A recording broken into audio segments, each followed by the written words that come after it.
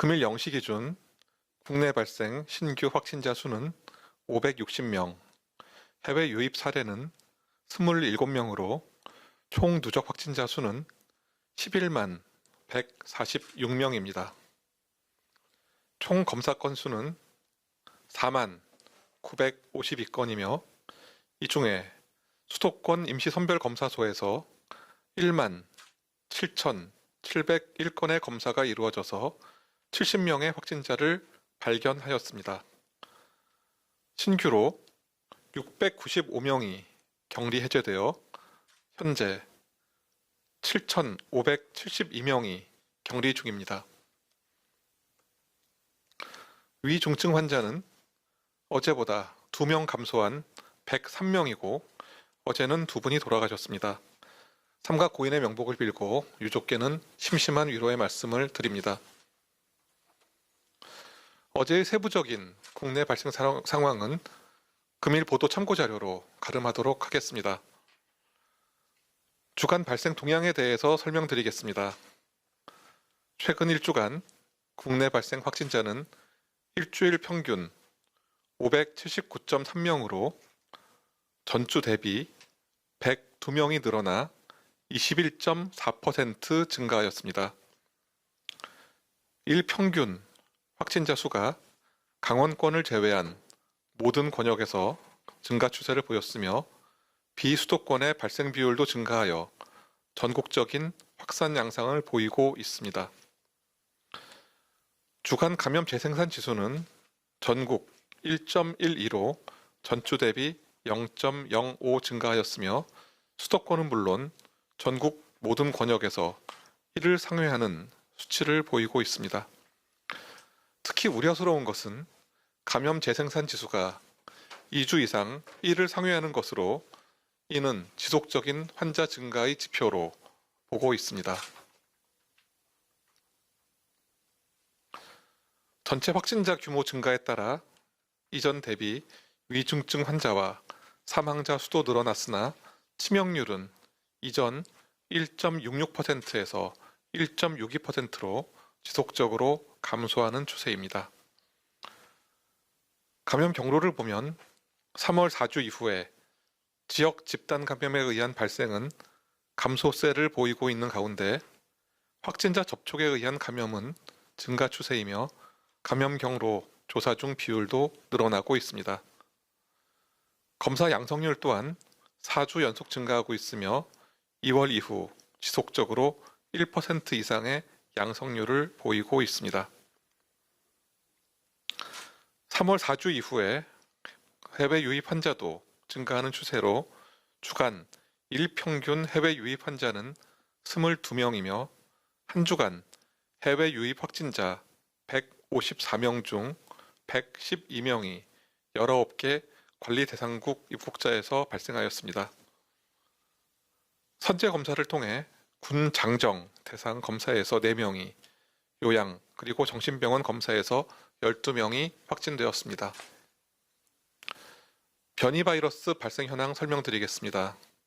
지난주에 총 679건에 대해서 유전자 분석이 진행되었습니다. 국내 사례 627건의 검사를 통해서 20건이 변이로 확인되어 3.2%가 변이 양상을 보였습니다. 해외 유입 사례에 대해서는 52건에 대한 검사가 진행되었고 이 중에 29건, 56%가 변이로 확인되었습니다. 작년 10월 이후 현재까지 변이로 확인된 건수는 379건이며 유형별로는 영국 변이가 324건으로 가장 많고 남아프리카 공화국 변이가 46건, 브라질 변이가 9건으로 확인되었습니다. 다음은 최근의 위험 요인과 당부사항 그리고 정부의 조치 상황 등에 대해서 설명드리도록 하겠습니다. 현재 다중이용시설을 매개로 한 지역사회 감염이 지속적으로 확산되고 있습니다. 노래방과 주점 등 유흥업소와 사우나, 체육시설 등 감염에 비교적 취약한 시설에서의 발생 위험도 증가하였습니다. 또한 접촉과 모임, 이동 증가에 따른 집단 발생 위험도 증가하고 있습니다. 특히 야외 활동이 증가하고 동호회 그리고 기타의 모임 증가 등으로 인한 접촉과 이동이 늘어나면서 감염 확산의 위험이 조금씩 높아지고 있습니다. 이에 따라 먼저 다중이용시설과 사업장 방역관리 강화가 필요합니다. 강화된 기본 방역수칙 이행 의무화에 따라 각 지자체에서 현장 점검 및 위반 업체에 대한 조치를 강화하도록 하겠습니다. 또한 소관부처와 지자체 합동으로 사업장과 다중이용시설 방역수칙 점검 및 위반업소 행정조치, 유증상자 적극검사 권고 등 적극적인 방역조치가 취해집니다. 지역사회 방역 강화를 위해 고위험 시설에 대한 선제검사, 기타 유행지역 선제검사 등을 실시하고 또한 유행지역에 대한 집중 방역을 집중적으로 강화할 것입니다.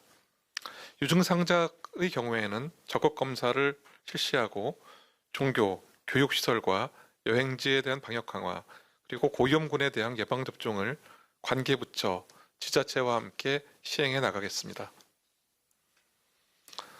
이어서 코로나19 예방접종 관련 상황 설명드리겠습니다.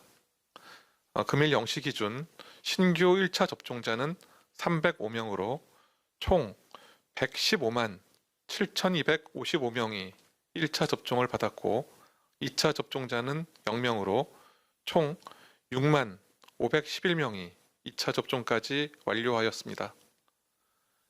2분기 접종 대상자 중 신규로 305명이 접종을 받아 누적 접종자는 39만 3,771명으로 접종률은 9.4%였습니다. 이번 달 접종을 시작한 1차 접종 대상 75세 이상 어르신과 노인시설 이용자, 입소자, 종사자분들은 총 17만 9,616명이며 1차 접종률은 각각 4.1%와 23.2%였습니다.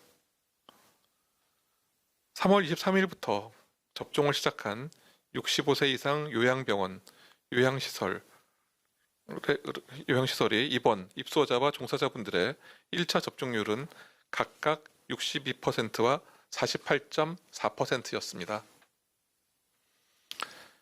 1분기 접종기관 및 대상자별로는 요양병원은 18만 6,532명, 요양시설은 10만 3,100명, 1차 대응요원은 6만 5,093명, 병원급 이상 의료기관은 34만 7,391명이 1차 접종을 완료하였습니다.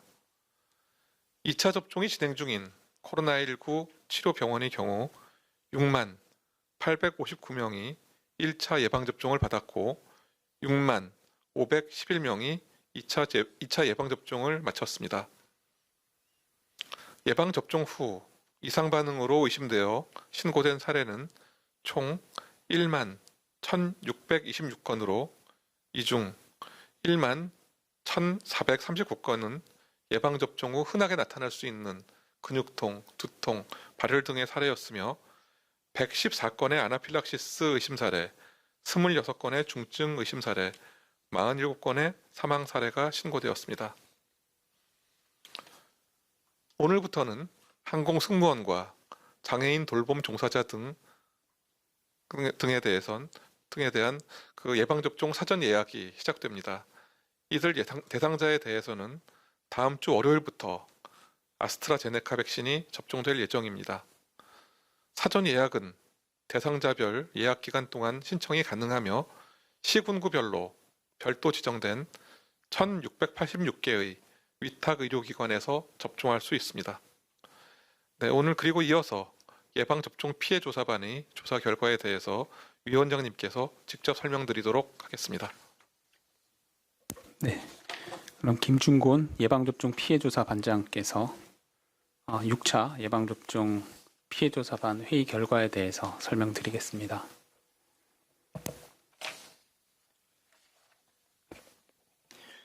예, 지난 4월 9일 날 있었던 6차 예방접종 피해조사반 회의 결과를 말씀드리도록 하겠습니다.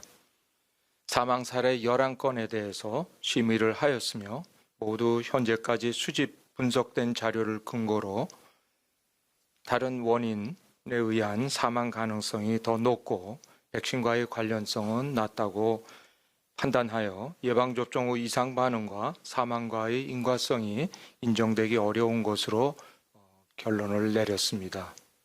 그러나 현재 부검이 진행 중인 3건은 최종 부검 결과가 나오는 대로 다시 심사 결과를 재논의하기로 하였습니다. 다음은 중증 사례 심의 결과를 말씀드리도록 하겠습니다. 중증 신고된 총 4건에 대해서 심의를 했고 1건에 대해서만 인과성이 인정되었으며 나머지는 인정되지 않았습니다. 인과성이 인정된 1건은 접종 후 3일 후에 심한 두통이 있어 진료 후에 뇌정맥동 혈전증으로 진단받은 사례였으며 뇌정맥동에 혈전증은 있었지만 혈소판 감소증이 동반되지 않아 최근 유럽의학청에서 제시한 백신 유도 혈소판 감소증 동반 혈전증 사례에는 부합되지 않았습니다. 그러나 피해 조사반은 기저질환이 없고 검사 결과 혈전 호발 성향이 확인되지 않았고 발병률이 매우 낮은 질환인 점을 고려하여 백신 접종으로 인한 발생 가능성을 인정하였습니다. 다행히도 현재 환자는 완전히 회복되어 퇴원하였고 업무에 복귀한 것으로 알고 있습니다.